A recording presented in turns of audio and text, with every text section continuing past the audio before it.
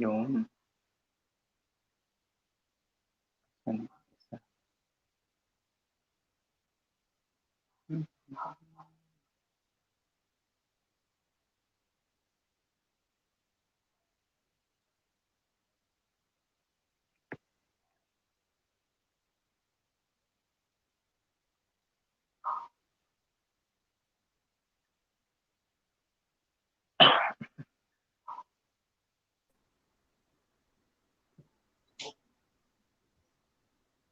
Hello.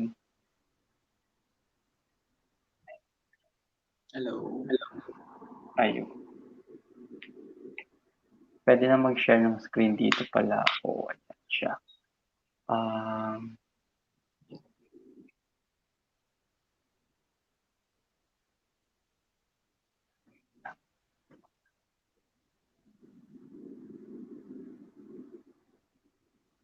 And let me just share the screen, no? Ako na lang mag-share.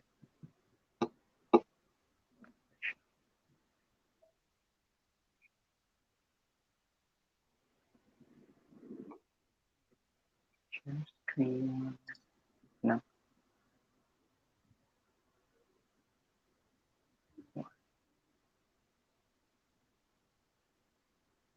And here it is. No. Kita ba yung screen?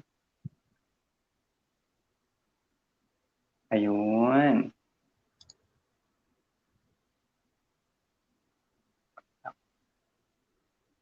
Ayan.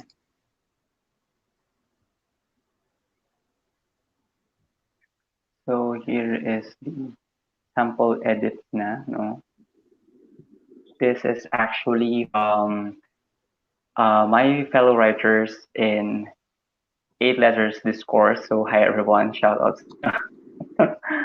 And check natin baka may mga ilan pang nag-comments siguro.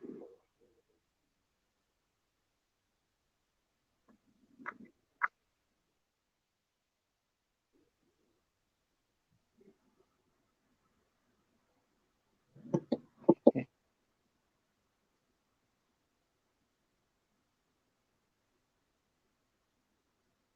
Ayan. So we're live na, no? Yan. Ayan, nagko-comment na sila. Makikita naman yata dito. Ayan, yan. Ayan na siya. Right. Shall we start na, no? Shall we start? So we have here three extracts from different writers. Check natin ulit. Baka stop muna tayo ng sharing. And let's see kung may mga ilan pang nag-submit doon sa ating comment section kanina.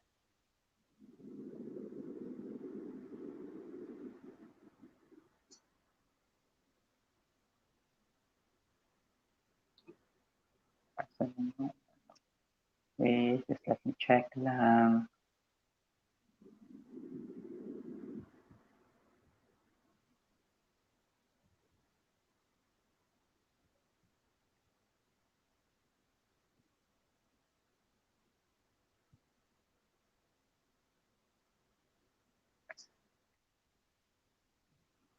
Share na tayo ng screen.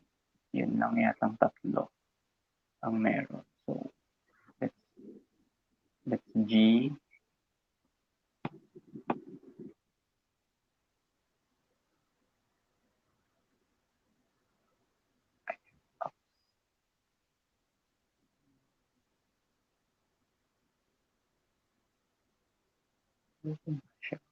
Kung naman ito, hindi siya nag-zoom.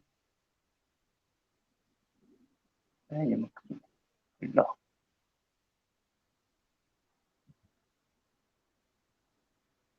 Saba.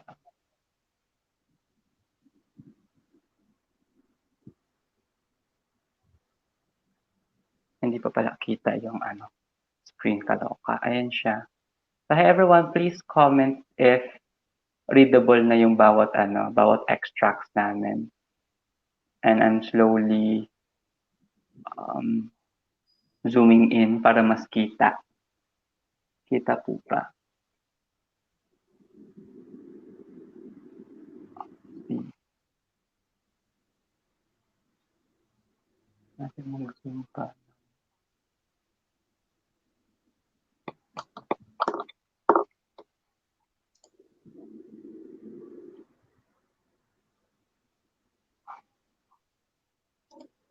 Nakikita po ba ng ating mga viewers for tonight? Ito na siya, ganito na siya kalaki. Malinaw po.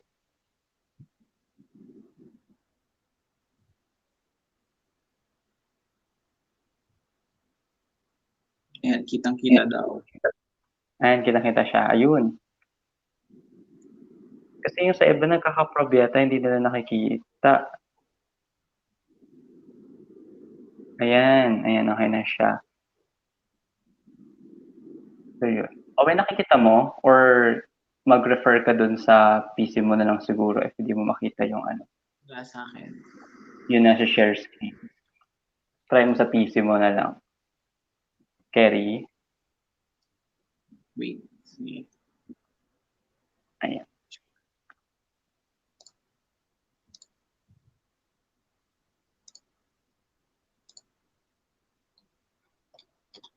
Okay na siya?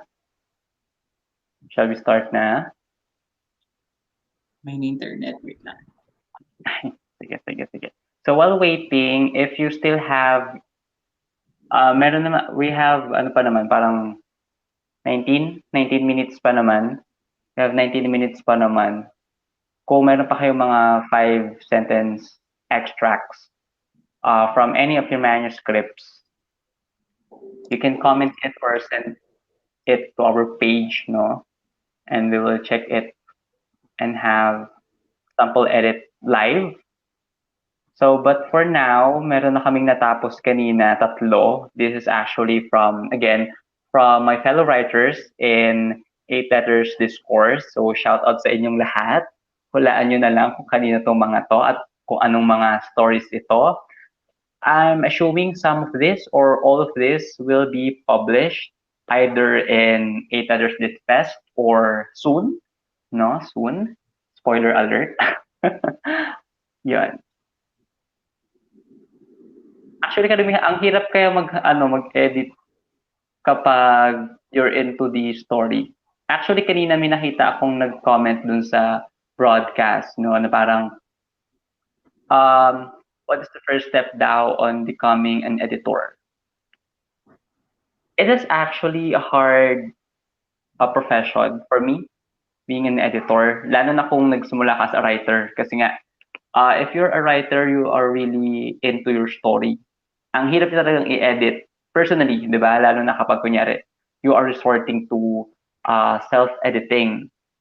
But then, kaya nga merong mga other people like editors, professional editors or experienced editors who can see or evaluate your stories for you instead of you doing all the self-edits. Kasi most likely, you cannot see some minimal errors other people can see. No, parang may ganun siyang tendency kasi. So that is why we are here to help everyone, especially our aspiring writers or our newbies in book writing or self-publishing. No, we are really into self-published authors kasi because, as we have mentioned, we really want to make copy editing and proofreading services more accessible to every self-published authors or future self-published authors. Kasi nga, di ba, kapag indie author ka kasi or self-published, cargo mo kasi lahat. So, you should be the one to connect or interact with freelance editors or in-house editors, ganyan. So, yon, isa sa mga aim namin is to have our services be more accessible to everyone. So, shall we start na, no? Owen, kita mo na? Or accessible na sa yung file? Yes. Ayun. So, yun. Please do the honor na katayin. Let's start na. Giving you guys how we really edit, the process of our editing. So, yeah, fire it away na, Owen. You may start na.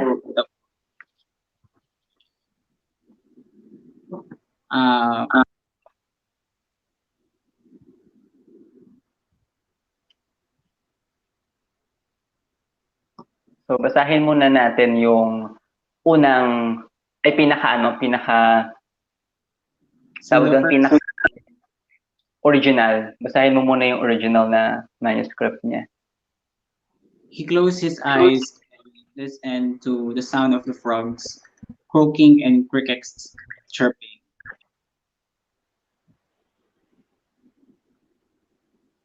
Hmm. In this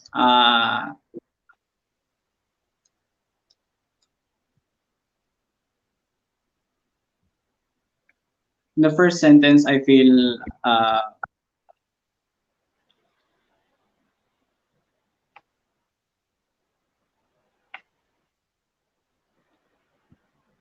Actually, itong first sentence na to, we found this somehow wordy.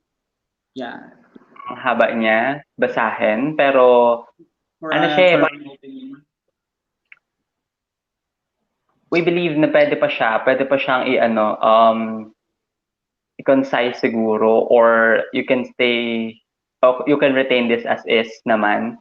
Kasi, yon, if you will see, yung iba naming yung ibang sentences from the extract, we try to make it more powerful and at the same time shorter, no, para mas impactful siya for the readers. Kasi one of the responsibilities naman din of copy editors is to make sure that you use more powerful, more impactful words or phrases or sentences to avoid being wordy. Kasi sometimes uh, we really love words, no? As a writer, mahal natin ang mga salita. Kaya ano siya, kaya tawag doon, kaya napapahaba yung pagde-describe natin. Sabi ni Erica, crickets chirping. Oh, actually, itong frogs croaking at saka itong crickets chirping, hindi namin ma-figure out kung paano siya i-reword or kung paano siya i-work out. Kasi we really have somehow a hard time evaluating this kasi may ano siya, may parang may kulang siya na parang mahaba, parang gano'n. So, we suggest na yon, shout out sa author nito. We suggest na etong buong ano siya, itong buong first sentence na ito, yung opening line, no, to become less wordy, we can split it into two, I guess. Like, he closes eyes, period. Listen, no. Wait lang. Let's try this. Ayun, With ala eyes hindi, closed. hindi ko mabasa dito sa Miss StreamYard yung comment na With eyes buo. closed, listen to the Hanapin. sound. Yeah, pwede siya. This one, oo. And then, yun pala. Ayun, may isa pa akong I really want to point out, no. If you're going to retain this whole opening line, if yung sound na noun, this one. Yan. Sa mga nagtatanong, it could be sounds or sound, no? Kasi yung frogs croaking and crickets chirping, it really depends on what the author really means by this. Is it two units of thought separated or as a whole?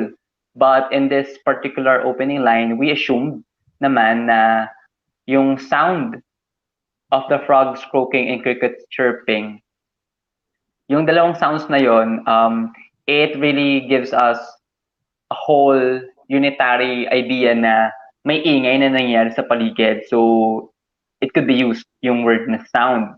So, sound of the frogs croaking and crickets chirping. Now, another suggestion would be, if you are going to emphasize more into the sounds, this would be frogs croaking and crickets chirping. that would be okay. However, if you want to emphasize uh, yung actions ng mga animals, it could be reverted naman din as well. No, you have that kind of freedom. Like some of the croaking frogs and chirping crickets will do. It can stand if your focus is on the animals creating the sound. But again, if you want to focus into the sounds the animals are making, frogs croaking and crickets chirping may stand. Okay, okay siya. Sabi nung isang, bakit Facebook user lang siya? Ang sabi niya, gumamit ng partic participial phrase. Yeah, that could also be a good suggestion for this. Okay, let's move on na sa second part, no? If only he could stay on the rooftop forever and forget about the world for once, basahin ko yung original ha, then maybe his life would be more fulfilling. Yeah. When we ran this into our program, dun sa na-mention namin kanina sa presentation na AI technology na gagamitin namin for CNB editing.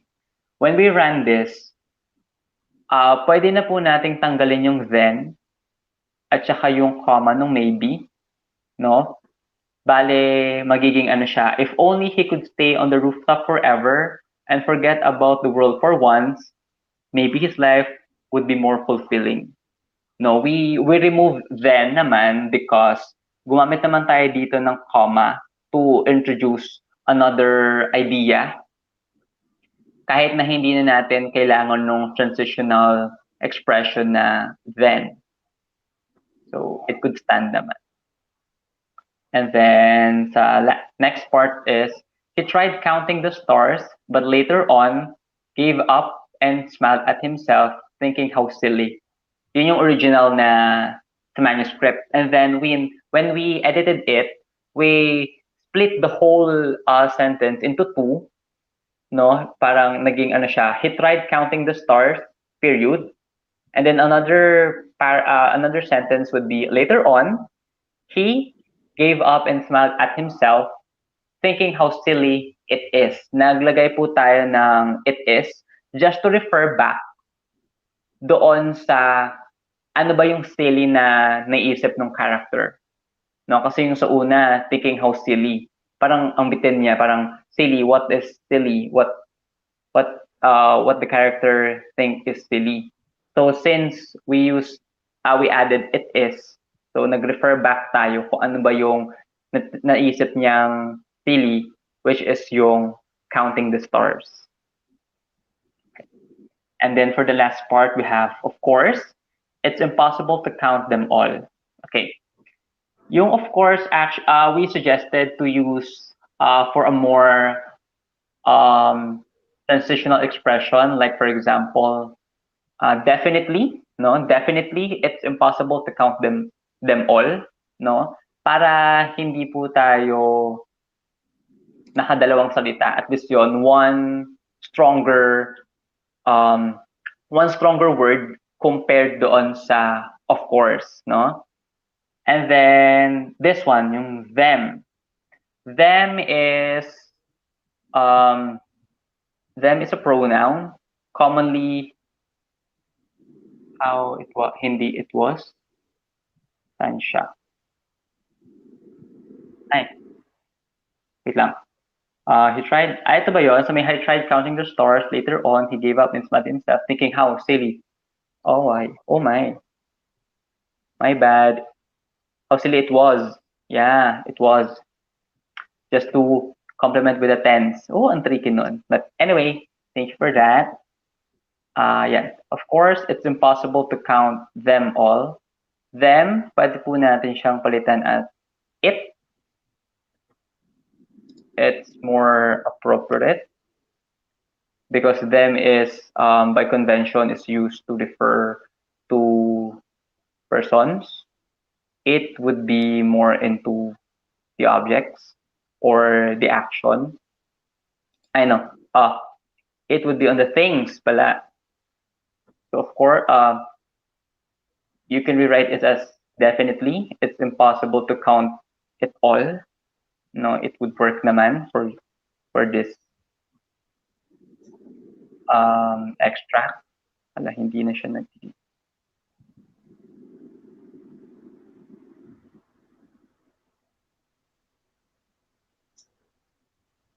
Ay, wala. Definitely, comma. It's impossible to count it all.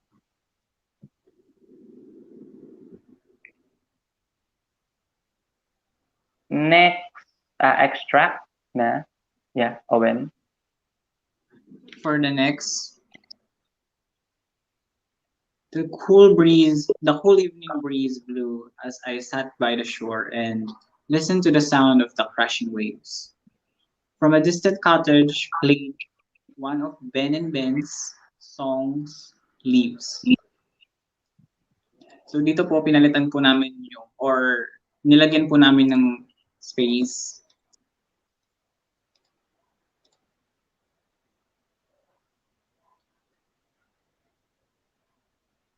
And then po yung song po na nakalagay, pinalitan po namin ng songs. This is uh, this is because yung original na nasa manuscript is from a distant cottage played one of Ben and Ben's song, Leaves. So, meron po tayong grammar rule na pag gumamit tayo ng one of blank. So, yung noun po dapat ay in plural. So, kaya po siya naging songs. Yeah, and it's another tricky grammar rule. But yeah, moving forward. I opened a can of beer and drank it.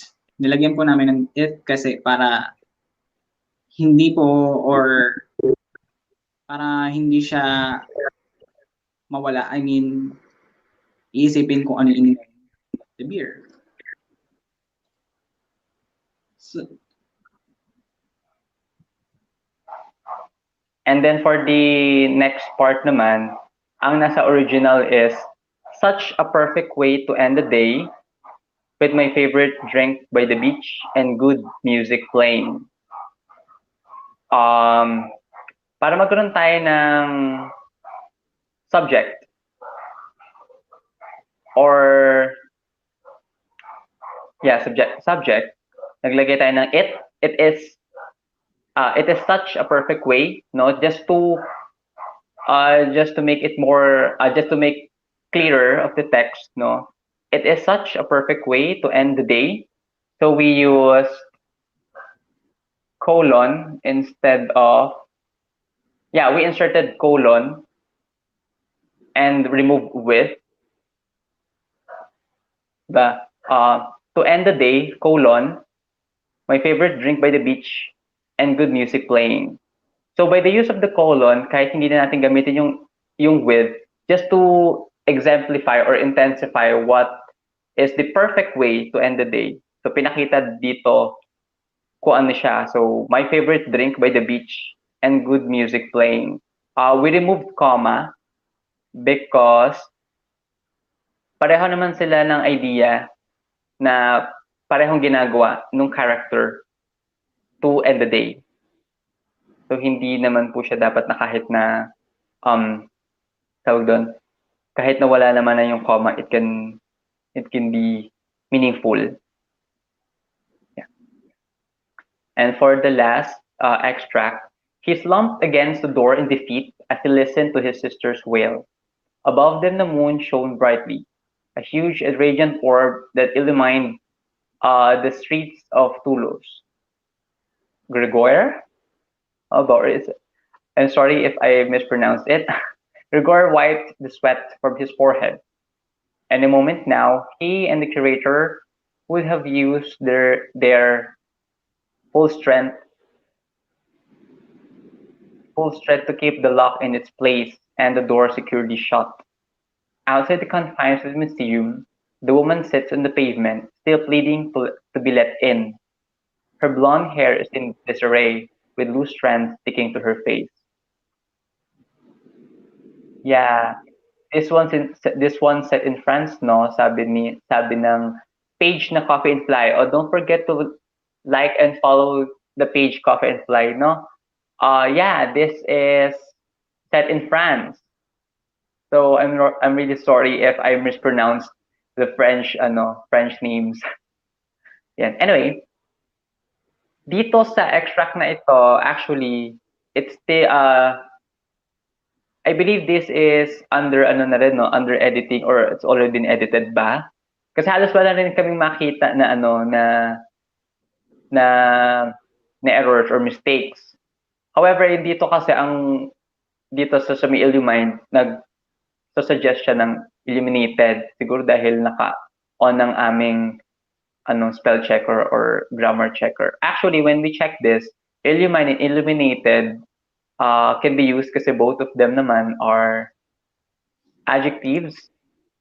Yeah? Ay, verb. Nandito ako. Both of them naman ay verb, meaning to give light or to share light naman, ganun. So it could be standalone. However, the only problem or issue that we want to raise in this extract is the use of this active voice to be let in. Yeah, to be let in. We believe it could be changed into or converted into active voice just for this particular sentence or phrase to be easier to read. Kasi most writing these days na gumagamit ng passive voice, some people will find its readability low. No, we would suggest na active voice yung gamitin most of the time, but not always, because there are some sentences naman that can be written in passive voice at impactful naman. But for this, it could be like outside the confines of the museum, the woman sits on the pavement, still pleading to let her in. Pwede naman siyang ganon. I think it works. Yeah, still pleading to let her in. Yeah, it could be. No, this the only this is the only issue we want to address for the author of this particular text or extract. No, there's the yan siya. Naglagay na kami dito ng ilang mga suggestions and comments, no. Later after this live ay tatapusin namin yung buong pag-edit nito, and then we will share the link of this Google document in the comment section doon sa ating previous video, just for everyone to see how really copy editing and proofreading works. No, we are only for this live sample editing, we only provided basic copy editing. So thank you so much for everyone who helped us spot a more disturbing disturbing ba tamang term, for a more pressing grammar or convention rules.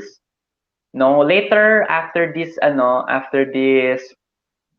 video, we will do another pass for this extracts, and yon, we will leave comments and other suggestions dito sa gilid so everyone can see how it should be edited and our suggestions to improve not just the clarity but also the effect or the appeal of these extracts from the manuscripts of different writers. So yun. If you have any more questions, so I'll stop sharing this, no?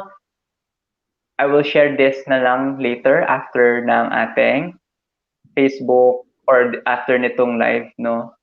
So I'll stop sharing na, and then if you have any questions, yeah, if you have any questions or other clarifications about how we edit or how we work, please comment. And yun, 9:05 na. Medyo na-overtime tayo ng konti, pero we'll end like mga 9:10, ganun. We still have 5 minutes na lang muna to interact with everyone. And yun, we have our giveaway. No, you can check the full details doon sa comment section ng ating Facebook Live kanina sa page din ng 8 letters. Or yun, if you are listening or tuning it right now, meron po tayong some giveaway wherein we will select 5 um, 5 winners. So ang gagawin niyo lang po is to share yung video presentation namin kanina, share it in your social media or on Facebook. Use the hashtag CBEditing or tag our page CNB Editing. Yun. I-tag nyo lang kami doon, and then hanggang August 12 yung ating giveaway for that. And then August 14, stay tuned in our page and we will announce all the winners.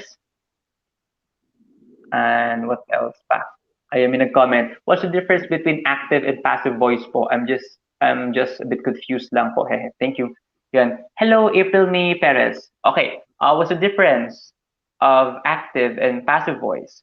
When we say active voice, yung ginagamit natin dito ng mga verbs ay most likely nasa present tense, no, at nauuna po ang subject bago ang object. Like for example, ano ba magandang example? She shuts down her laptop. So that's an example of active voice. She shuts down her laptop. But if you're going to change it into passive voice, you can invert it like the laptop is shut down by her. No? Nabibigyan po ng emphasis ng active voice is yung mismong doer, kung sino yung gumagawa ng action. In contrast to passive voice, ang binibigyan diin doon is yung action na na-receive or yung action na ginawa ng doer. Like another, yun, for example, yung una nating example is she shuts down her laptop.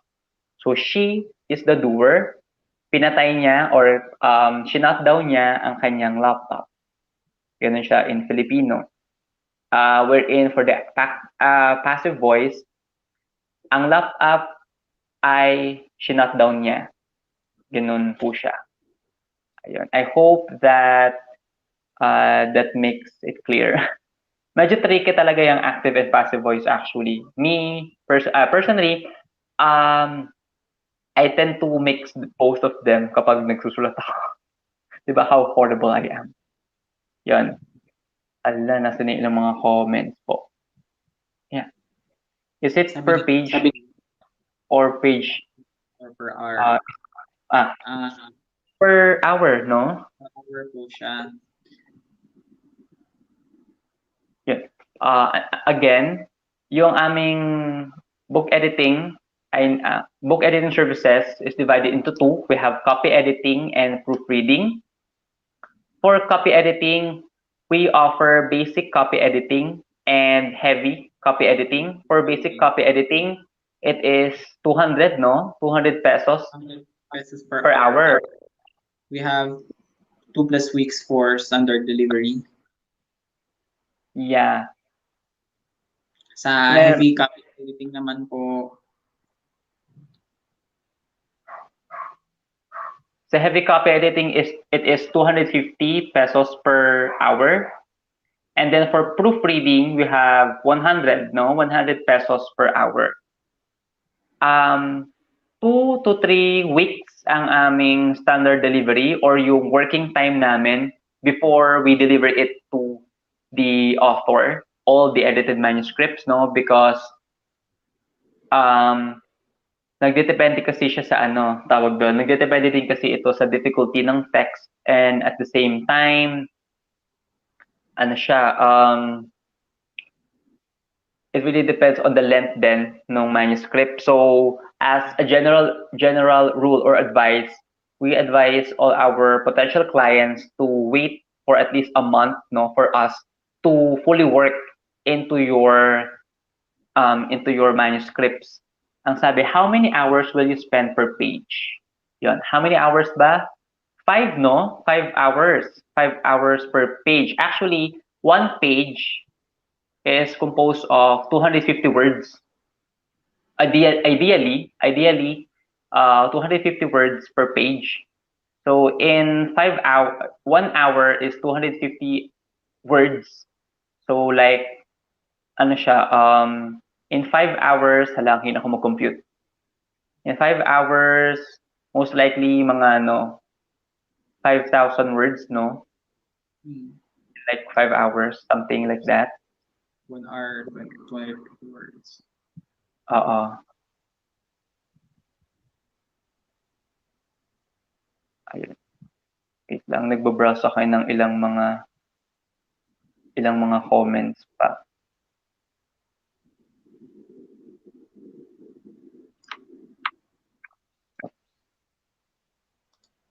Ayun, nasagot ko na yun kanina na what is the first step in nasagot ko na ba? Oh, yata. The first step in becoming an editor, you must be a lover of language in any aspects of it, technical or figurative.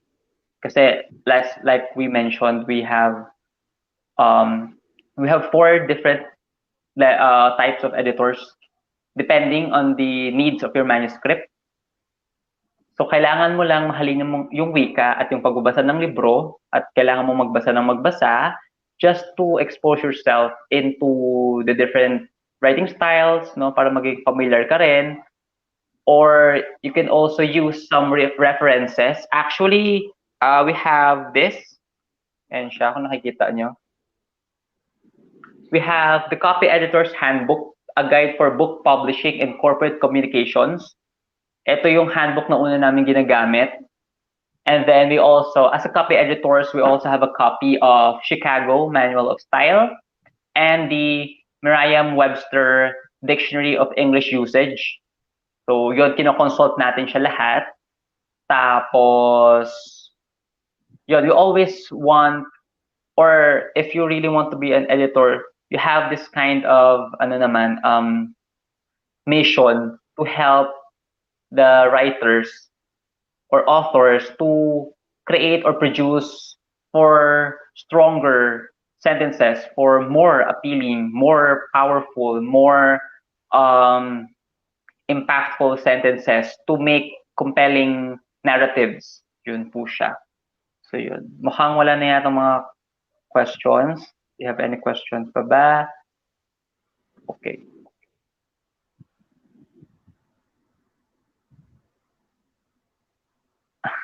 Sorry for the math questions daw. But yeah, yun. Just a recap before we end. Hala, yan. Just a recap before we end. Again, we are CNB Editing. We have our Facebook page. So you can search us on Facebook. You can also email us at wercnb.editing@gmail.com, no? So yun nga, again, we have our giveaway. We have our giveaway na mamibigay kami ng 20% discount to the 5 lucky winners. So all you need to do is to share the video, yung video natin kanina, with your key takeaway. Kung may natutunan man kayo doon, just share it and make it as your caption as you share our video. And then use the hashtag CBE editing, CB editing pala, CB editing, or tag yung page namin if ever. So make sure your post is public kasi hahanapin namin lahat ng mga shared posts. Hanapin namin sila and then gagamit kami ng random.org. Doon namin ilalagay lahat ng mga names ng mga nag-share. Tapos yun, mamimili kami ng top 5 there. And yung top 5 na yun ay aming i-announce sa aming Facebook page sa August 14, 2020. Yun. If you have any more questions regarding our process in copy editing and proofreading, please do not hesitate to contact us in our email or in our Facebook page. No? Yung mga links po ay nandito sa ating comment section. What else? Yun pala, again, yung sa May Live sample editing namin kanina, we will do another pass of it by this evening, and we'll make it sure na accessible na siya to the public by the end of this day or for tomorrow para makita nyo kung paano mas namin siya pinapa-improve pa, no? If, yun. So, thank you so much, everyone, and I hope we provided you enough help and ideas about what was it like to be an editor, the importance of editors, and why you really need an editor. Again, we are CNB Editing. I am Valenzuela. And I'm Owen Guamos. Let's turn your manuscript into a masterpiece and you as a best-selling author. Good night, everyone. Yeah, so let's leave na. Bye-bye.